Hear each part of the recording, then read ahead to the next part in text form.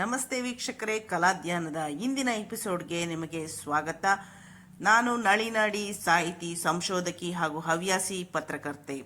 ಇವತ್ತಿನ ದಿನ ಸಖರಾಯಪಟ್ಟಣದ ಸಮೀಪ ಇರುವಂತಹ ಸರಪಳಿ ಕೆಂಚರಾಯ ಸ್ವಾಮಿ ದೇವಸ್ಥಾನಕ್ಕೆ ನಿಮ್ಮನ್ನು ಕರ್ಕೊಂಡು ಹೋಗ್ತಾ ಇದ್ದೀನಿ. ಸಾಮಾನ್ಯವಾಗಿ ಯಾವುದೇ ಒಂದು ಊರಾಗಲಿ ಅಲ್ಲಿ ಒಂದು ಕ್ಷೇತ್ರ ಪಾಲಕರು ಇದ್ದೇ ಇರ್ತಾರೆ. ಸಖರಾಯಪಟ್ಟಣದ ಮೂಲ ದೇವರು ಶಗುನಿ ರಂಗನಾಥ ಸ್ವಾಮಿ. ಆ ಸ್ವಾಮಿಯ ಬಂಟನೆ ಕೆಂಚರಾಯ ಸ್ವಾಮಿ ಅಥವಾ ಸರಪಳಿ ಕೆಂಚರಾಯ ಸ್ವಾಮಿ. ಇವರು ಬಂದು ಈ ದೇವಸ್ಥಾನಕ್ಕೆ ನಾವು ಹೋಗಬೇಕು ಅಂತಂದರೆ ಸಖರಾಯಪಟ್ಟಣದ ಬಸ್ ಸ್ಟಾಪಿಂದ, ಚಿಕ್ಕಮಗಳೂರು ಕಡೆಯಿಂದ ನೀವು ಬಂದರೆ ಸಖರಾಯಪಟ್ಟಣ ಬಸ್ ಸ್ಟಾಪ್ ನಿಮಗೆ ರೈಟ್ ಸೈಡ್ ಸಿಗುತ್ತೆ. ಅಲ್ಲಿಂದ ಒಂದು ಕಿಲೋಮೀಟ್ರಷ್ಟು ಮುಂದೆ ಬಂದರೆ ಲೆಫ್ಟ್ ಹ್ಯಾಂಡ್ ಸೈಡಲ್ಲಿ ಒಂದು ದಾರಿ ಇದೆ. ಆ ದಾರಿಯಲ್ಲಿ ಒಂದು ಚಿಕ್ಕ ಸರ್ಕಲ್ ಇದೆ. ಆ ದಾರಿಯಲ್ಲಿ ನೀವು ಲೆಫ್ಟ್ ಹ್ಯಾಂಡ್ ಸೈಡ್ ಹಿಂಗೆ ಬರ್ತಾ ಬರ್ತಾ ನಿಮಗೆ ಬಲಗಡೆಗೆ ಒಂದು ವಿಶೇಷವಾದ ಬೆಟ್ಟ ಕಾಣಿಸುತ್ತೆ. ಏನು ಮೊದಲು ನೋಡಿದ್ರಲ್ಲ ಅದೇ ಬೆಟ್ಟ.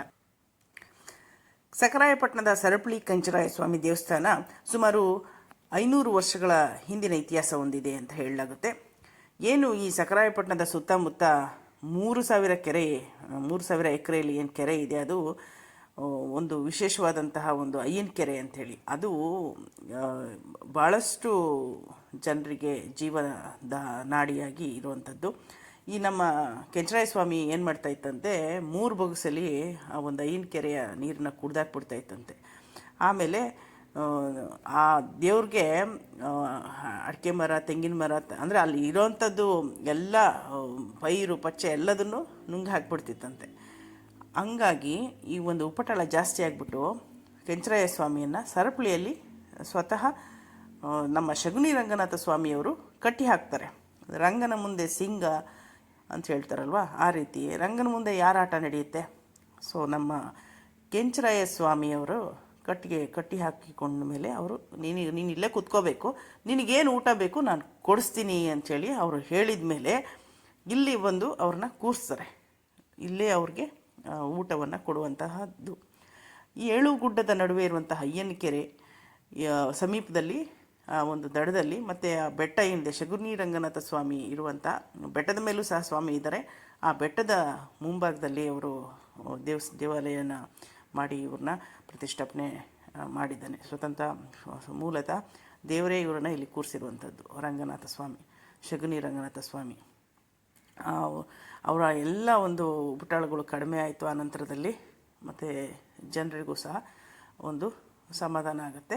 ಇಲ್ಲಿ ಹರಕೆಗಳನ್ನ ಮಾಡ್ಕೊಳ್ಳೋದು, ಆ ಹರಕೆ ನಡೆದ್ರೆ ಕೋಳಿ ಕುರಿ ಈ ಥರ ಬಲಿಯನ್ನು ಕೊಟ್ಟು ಸ್ವಾಮಿಯನ್ನು ಸಂತಸ ಪಡಿಸ್ತೀವಿ ಅನ್ನೋದು ಅಲ್ಲಿ ನಡ್ಕೊಳ್ಳುವಂಥ ಸ್ಥಳೀಯರ ನಂಬಿಕೆ ಕೂಡ. ಮತ್ತು ಬಹಳಷ್ಟು ಜನ ಬರ್ತಾರೆ ಹೋಗ್ತಾರೆ. ಈಗೇನು ನಾನು ನೋಡ್ತಾ ಇದ್ನಲ್ಲ, ಅದು ಭಾನುವಾರ, ಮಂಗಳವಾರನ ಶುಕ್ರವಾರ, ಭಾನುವಾರ ಈ ದಿನಗಳಲ್ಲಿ ಹೆಚ್ಚು